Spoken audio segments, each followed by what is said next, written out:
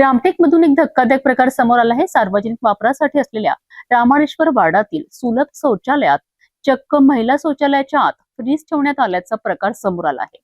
एवढेच नाही तर शौचालयाच्या आवारात देशी दारू आणि बिअरच्या रिकाम्या बाटल्याही आढळून आल्या आहेत। या प्रकारामुळे सार्वजनिक स्वच्छतागृहाच्या वापराबाबत आणि व्यवस्थापनाबाबत गंभीर प्रश्न उपस्थित झाले आहेत। तर परिस्थिती अशी आहे, नगरपालिकेची मुख्याधिकारी तर सोडा, साधे आमच्या नगराध्यक्ष उपाध्यक्ष सभापती जरी गेला तर नगरपालिकेच्या साधा चपराशी सुद्धा उठून उभा होत नाही।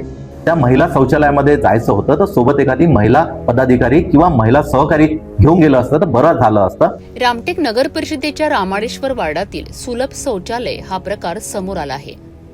हे सार्वजनिक शौचालय खासगी व्यक्तीला संचालनासाठी देण्यात आल्याची माहिती आहे। स्वीकृत सदस्य रमेश कारामोरे यांनी या ठिकाणी पाहणी केल्यानंतर महिला शौचालयाच्या आत फ्रीज ठेवण्यात आल्याचा मुद्दा समोर आणलाय। महिला शौचालयाच्या आत फ्रीज ठेवण्यामागील नेमकं कारण काय असा सवाल आता उपस्थित केला जात आहे। याच परिसरात देशी दारू आणि बिअरच्या रिकाम्या बाटल्याही आढळून आल्याने या प्रकरणाची गंभीरता आणखी वाढली आहे।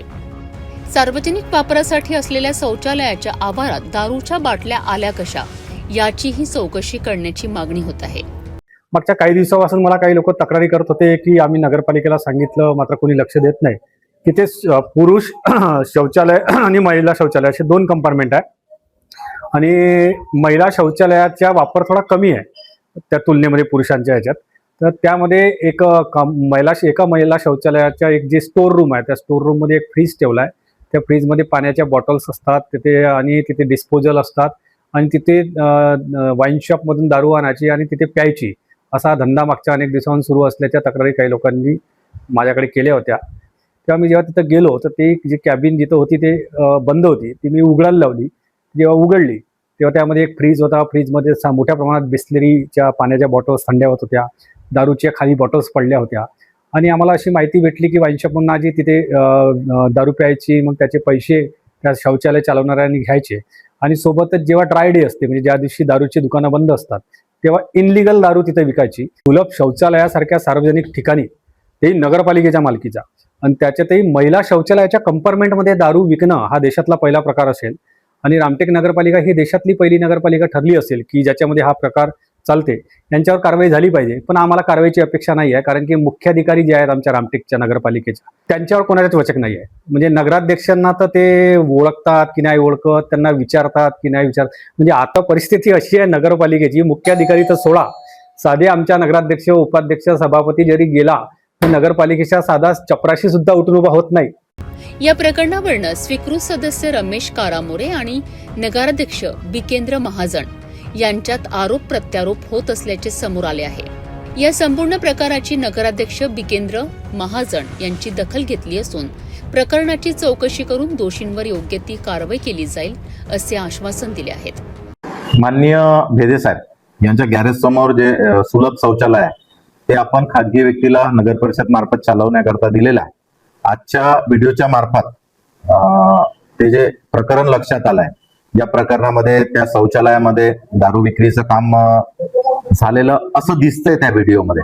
वस्तुस्थिती निश्चितपणे त्यामध्ये तपासली जाईल आणि अशा प्रकरणामध्ये जर कोणी त्यात दोषी आढळला असेल किंवा त्या शौचालयामध्ये कुठला चुकीचा गैरप्रकार किंवा अवैध स्वरूपाचा कुठलाही धंदा चालत असेल तर निश्चितपणाने त्याला त्वरित निलंबित करून नगर परिषद सोबतच्या करारनामा त्वरित त्याचा रद्द करण्यात येईल।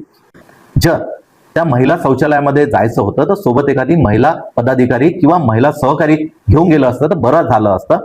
तुम्ही सगळं प्रीप्लॅन करून असा प्रकार व्हायला नको। महिलेच्या बाबतीत जात असताना आपण सुद्धा काही गोष्टीच्या नियमाचं पालन ठेवायला पाहिजे। कदाचित आमचे सहकारी मित्र या गोष्टी विसरून गेले असतील।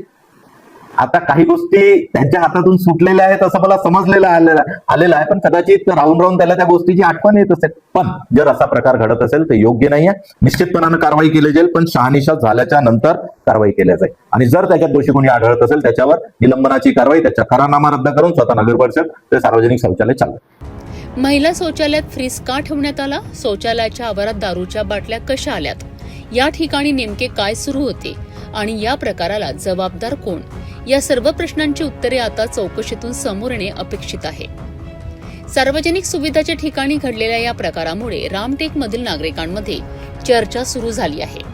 त्यामुळे नगर परिषद प्रशासन या प्रकरणाची किती गांभीर्याने चौकशी करते आणि दोषींवर कोणती कारवाई करते याकडे सर्वांचे लक्ष लागले आहे। रामळेश्वरातील सार्वजनिक शौचालयात समोर आलेल्या या प्रकाराने आता अनेक प्रश्न उपस्थित केले आहेत।